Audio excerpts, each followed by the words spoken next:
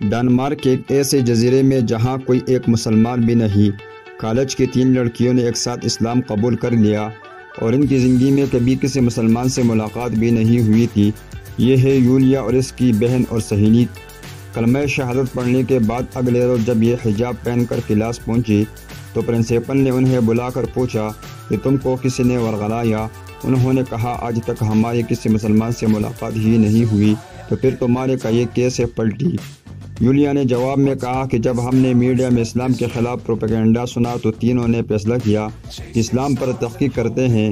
اگر آپ بھی تعذیبات کو بالائے طاق رکھ کر تحقیق کریں گے تو اس دین کی حقانیت اور قدر اور قیمت کا اندازہ ہو جائے گا۔ یہ سن کر پرنسپل صاحب خاموش ہو گئے۔ یولیا کی عمر 20 برس ہے۔ ان کا کہنا ہے کہ میری بہن اور سہیلی نے ایک ساتھ کلمہ پڑھا۔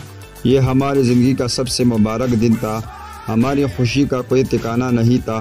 کلمہ پڑھ کر ہمیں روحانی طمانینت اور سکون ملا، اسے الفاظ میں بیان نہیں کر سکتے۔ اب تک کسی عالم الدین تو دور کی بات، عام مسلمان سے بھی ہماری ملاقات نہیں ہوئی تھی۔ سارے احکامات پر خود نیٹ سے معلوم حاصل کر کے عمل کرتے رہے۔ اسلام قبول کے بعد میں نے قرآن کریم کو بھی خود ہی پڑھنا شروع کیا۔ پھر تو میرے ذہن میں پہلے سے موجود ہر اشکال جواب ملتا رہا۔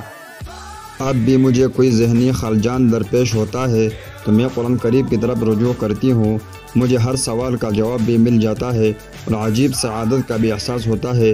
اب میری تمنا ہے کہ میں عربی سیکھ سکوں تاکہ براہ راست قرآن کریم کی استفادات ممکن ہو۔ یولیا کا کہنا ہے کہ اب میرے مطمئن نظر صرف اللہ تعالیٰ کی رضامندی ہے۔ مخلوق چاہے خوش ہو یا ناراض ہو، مجھے ہر وہ کام کرنا ہے جس سے رب راضی ہوتا ہو۔ میرے پاس جو کچھ بھی ہے وہ میرے رب کی امانت ہے۔